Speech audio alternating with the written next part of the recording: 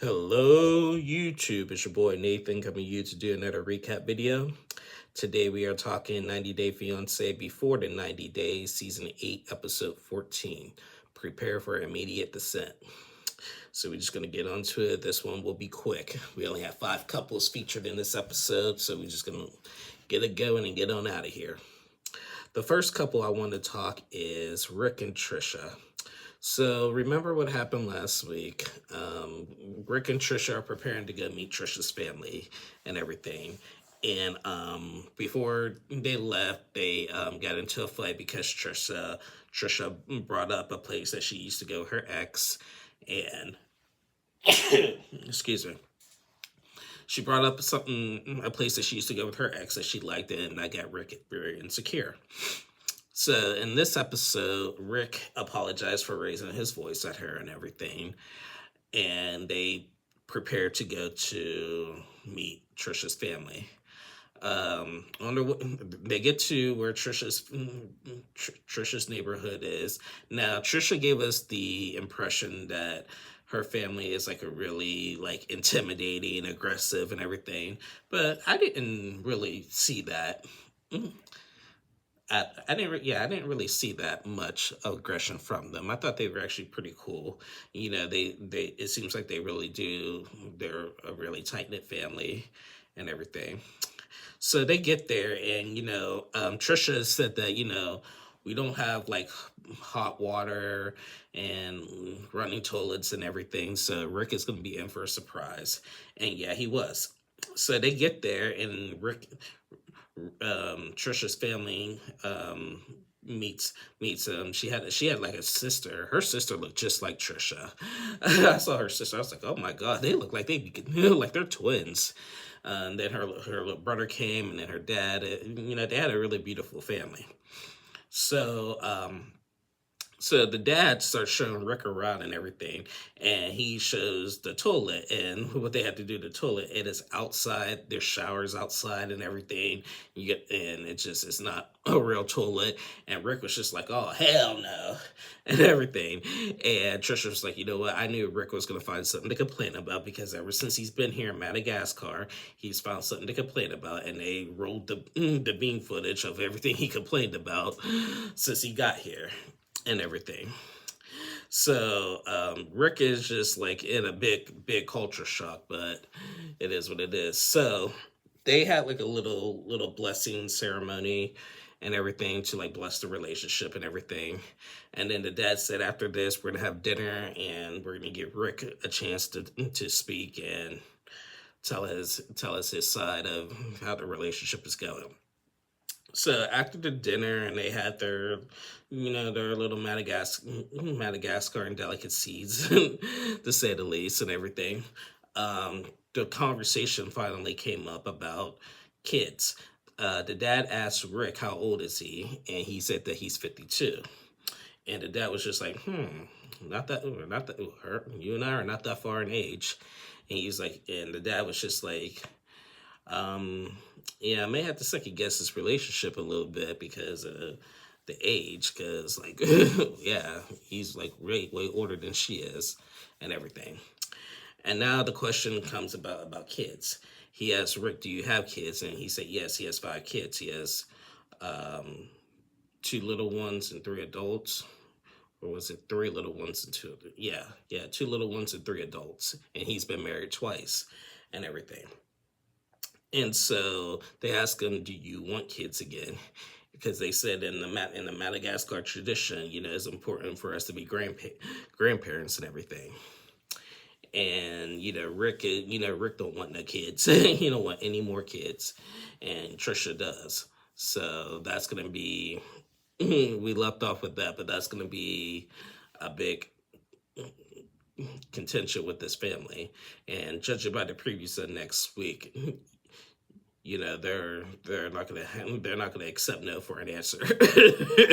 They clearly are not gonna accept no for an answer for Rick. So he better say yes and move on. We'll see what we can do. That's just the best way to do it. So yeah, that was Rick and Trisha. Oh my goodness. Next couple I want to talk is my people, my favorite couple, Javon and Annalyn. So once again, they are down, up and down, up and down. Now, remember what happened last week? They got into that big fight at the salon, and Annalyn told Jovan, "Don't come home." This episode, Annalyn's like really upset. She calls a cab, or that little thing in the Philippines that they ride back to the house with. She did let Javon ride with her. She said that she was thinking about leaving him, but she said she wouldn't be able to live with her, so she just left him stranded like that. So she allowed him to come back home and everything. But they did not say a word to each other when they got back home, and they just it's just the same thing. Neither one of them are feeling like they're being heard in this relationship. Like, Joe Vaughn feels like that. He wants Anna to be nicer and more appreciative to what he's doing and everything. And Anna, she's very outspoken and everything. So the next day we seen Anna put on some makeup. She said that it makes me feel good whenever I look good. I'm like, you good, girl. And Javon is texting her, "Can we please talk?" And she's like, we always talk. So they decided to have a conversation, and Anna actually opened up about something and kind of revealed why she's the way she is. She said that her mom was in a basically abusive relationship with her father and everything. And Anna's father had passed away when she was younger, but there was a lot of abuse there. So, with that, like her mom got out of that, but she taught Anna how to stand up for herself and everything. So she opened that up to Jovan, and she told Jovan, she's like, I'm tired of your arrogance. I'm tired of like the aggression and everything.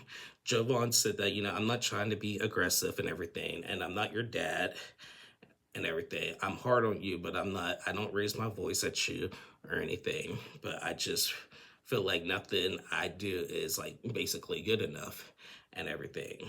And then Anna just said, like, she'll try harder. Then he said he'll try harder not to be so sarcastic. And then they kiss him, and then they literally kiss and made up. And I'm just like, up and down, up and down. They are married. And it said this best, they are married. This is not a boyfriend and girlfriend thing where you could just leave and not talk to each other ever again. You can't avoid them forever. But it's just so up and down. I just wish that they showed a little bit more consistency with them, And it's just really inconsistent. It's you're gonna be up or you're just gonna be down. And the up and down thing it just throws a lot of people off. But I love Javon and Annalyn. Y'all know I love y'all. I love y'all. But man, up and down, up and down. So, but yeah. So yeah, that was basically it for Javon and Annalyn. Next couple I want to talk is Forrest and Sheena, my other favorite couple. So we haven't seen them in a couple of weeks. So remember, they got engaged a few weeks ago, and Forrest's mom Molly was not happy about it, obviously, but he don't care. So this episode, Forrest and Sheena actually decide to go to an immigration lawyer. Now that they're engaged, they want to get started on the K-1 visa and get the process started.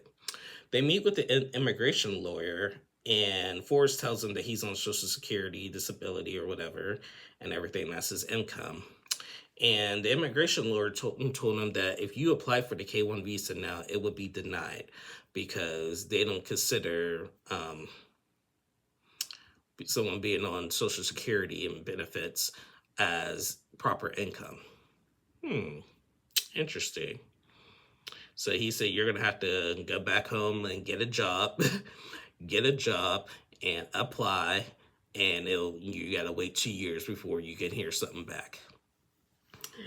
And Sheena is furious. She's just like, I've been the only one working. And, the whole season, it's just been all about what Sheena's doing with her money. But, Forrest is the one he ain't working because his autism, he keeps blaming his autism and that he can't hold down a job and everything. That ain't no excuse. I know tons of people with severe autism, even worse than his is, who are doing really well at their jobs. So Forrest, like, I'm sorry you have it, not downgrading your condition, but you are smart enough. You got this whole digital tech house at your place. There's something you can easily hold down. So, I mean, I know it affects people differently and everything. And again, I'm not trying to sound insensitive, but there's not an excuse for it. He's smart enough, and he functions really well enough to find something that he should be able to pay attention to and put his mind to it and everything. I get it. I know personally, someone personally deep close to me that struggles with that too. But if you put your mind to it, no matter what your condition is, you can be anything that you want to be and stuff. But you can't use that as a crutch. Just saying.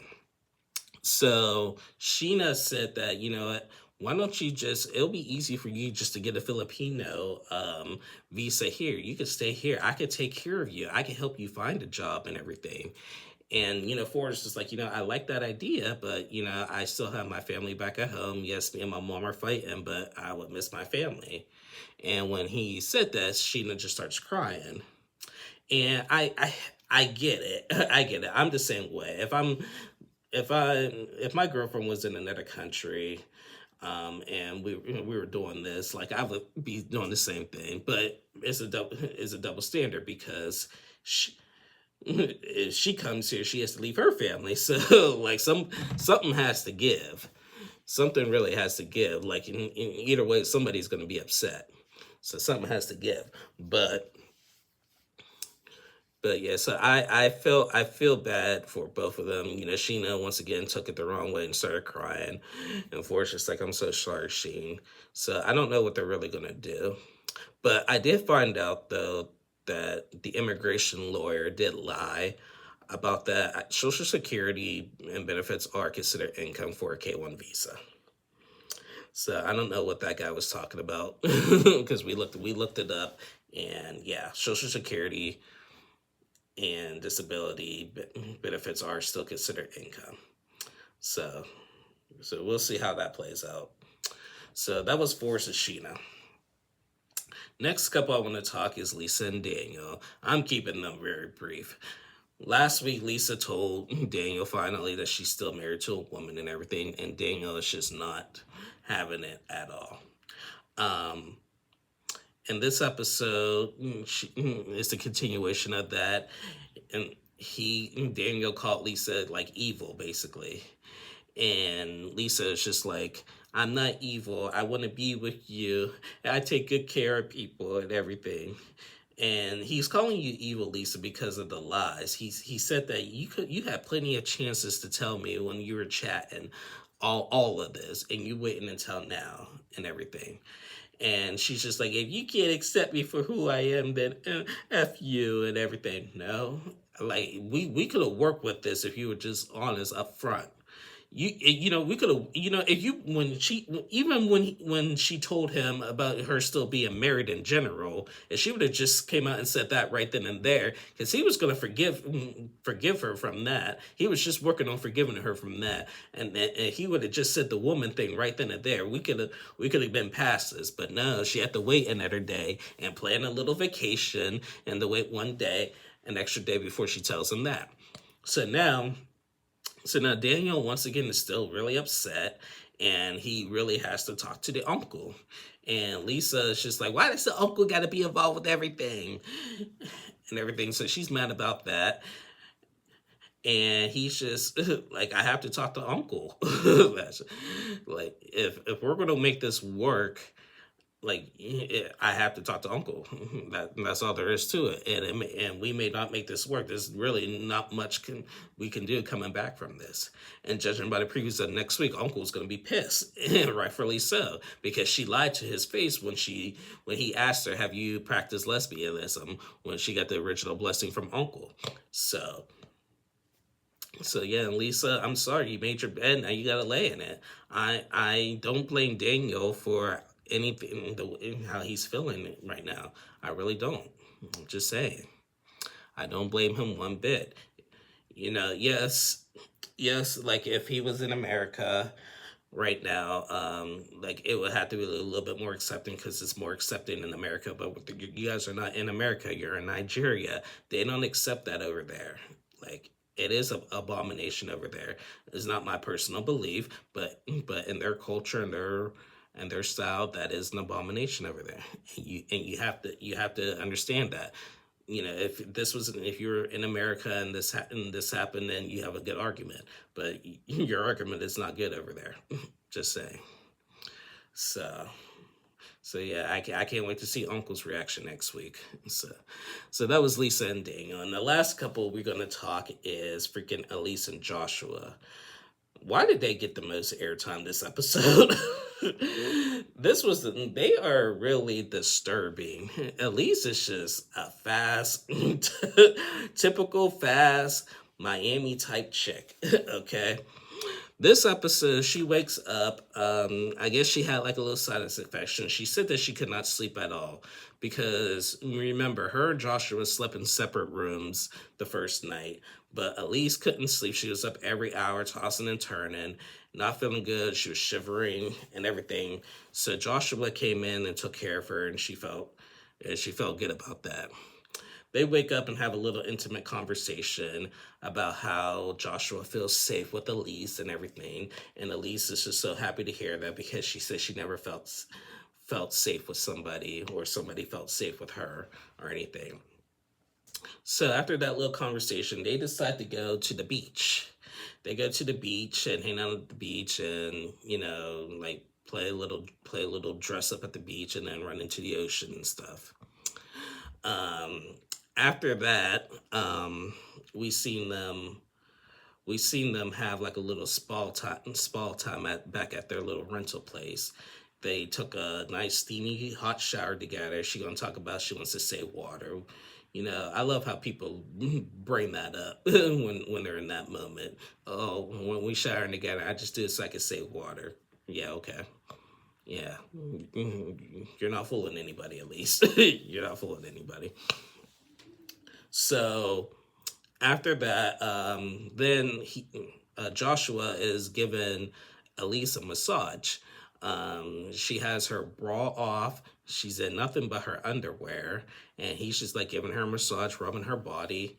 Next thing you know, randomly, Josh's roommate Chris walks in the door and just like kills the mood. Like, what?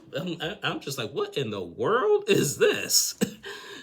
What in the world? Elise is basically half naked on the couch, and he's half naked. They're touching each other, and along comes in the door Chris, just like oh, and they're just laughing it off like it's nothing and like it's natural and stuff.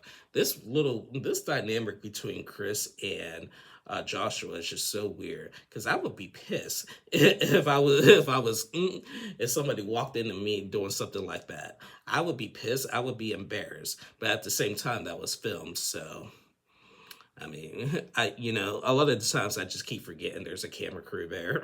And when I'm watching, it's just like, what in the world? So, but still. And Elise even said that, it didn't much bother her. I mean, it bothers her because, like Chris is there and she just wishes they could have that alone time or whatever. But she did admit that she's quick to get naked around people quick. And we know that because remember on Hunt for Love in that first episode that she sure robbed her butt. So we know. So after that, they had another night together. They woke up. They were intimate. They were intimate twice, and everything. And then she started talking about his, what, and saying that and then like how it was circumcised and everything. And I don't care. Stop. I don't care about. I don't understand why these women like to talk about these man's junk and everything. I don't care. I don't need to know anything about their stuff. And it's such a double standard because if a man talked about ladies' areas and parts and everything, they would be canceled. So why is it okay for women to talk about a man's junk and everything. It's not fair. I don't want to hear about that stuff. I'm tired of it. We hear enough about it with the Courtney and Colt situation on Single Life. Ugh. So anyway, after that, now Elise has got some questions for Joshua about the living condition. Um, and she said that I was just like, why is like Chris here? She was like, I'm under the impression that you were living with your parents and everything. And Joshua said, I started living with my parents and then like had to move some stuff in and out. And now I'm living with this girl named Nat. And Elise didn't know nothing about him living with Nat. Now he said that. Now she said that she's met Nat before over the phone and everything. They know about their friendship, but they didn't know they're living together. So now she has some questions. So now they're actually going to go meet Nat and her friends out and about and everything, and to get to the bottom of it. So they go to a place. So Elise, Joshua, and Chris go out and meet Nat and her friends, and they started talking. They first had the little meet and greet, nice to meet you and everything. Nat and her friend was like, Elise, she dresses really Miami, kind of skimpy, but yeah, she's a typical Miami girl. So after their little meet and greet and everything, then they get down to business about the living condition. Um, Elise said that Joshua lied in saying that he was living with his parents, where he's actually living with you. And Nat was like, "Are you jealous of me?" And she was like, "Well, I feel like with the female roommates, when they hook, when male and when opposite sex have roommates, chances of hooking up are highly likely." She's like, "I've done it before, so I know," and everything. And Nat said that, I would never hook up with Joshua. He's like a little brother to me and everything. And and then she asked her, well, what is your financial situation with this? Like, do you pay? She's like, yeah, I basically pay for everything, for a lot of things and everything. I do the most, and I do help him out financially sometimes too, and everything. And Elise said something that really hurt her feelings. She's like, "Oh, so she has a financial hold on you, basically." And Nat was like, "That it's not like that, and I'm actually kind of offended you said that." And we left off with that. So next week is about to start the downfall of Elise and Joshua, basically, because now Joshua's in a crossfire, and now Elise is about to go off like she normally does. So it's just Elise and Joshua. It's just weird. This whole I know they were a fill-in couple, but wow, their storyline is just so weird, really weird. And I don't get it. I really don't get it. Just weird. But yeah, but that was Elisa Joshua, and that was basically it. We did not see Emily and Emma and Zia in this episode. We did not see Aviva and Stig in this episode, and we didn't see Laura and Beercan in this episode. But we're going to see all of those people next week. And yeah, that was basically it. Yeah. So yeah, just like a little fill-in episode. I wish we got to see a little bit more. I didn't, like I said, we didn't need to see much of Elise and Joshua. I don't know why they got the most airtime, but wasn't interested. But anyway, guys, that is the end of my review. Thank you guys so much for watching. Please like and subscribe to my channel. I'll be back on tomorrow and Tuesday to recap the Single Life. Thank you guys to all the support. I am watching that new Netflix show, Age of Attraction. I'm on episode 3 right now. It's pretty good. I'm going to be doing a recap on it later this week. Hopefully, if I finish it. It's a busy week for me and everything, so I'm gonna make sure after I finish it, I'll get that out to you guys and do that show, because it is pretty good. So, but again, I'll be back on tomorrow or Tuesday to do Single Life. So thank you guys so much for watching again. Please like and subscribe to my channel. Check that you are subscribed, because YouTube likes to play games of unsubscribing people. So be sure you are subscribed, and I hope you guys enjoy my content. To my new subscribers, welcome to the Nathan Temp 2 channel, and I will see you all again soon. Bye, y'all.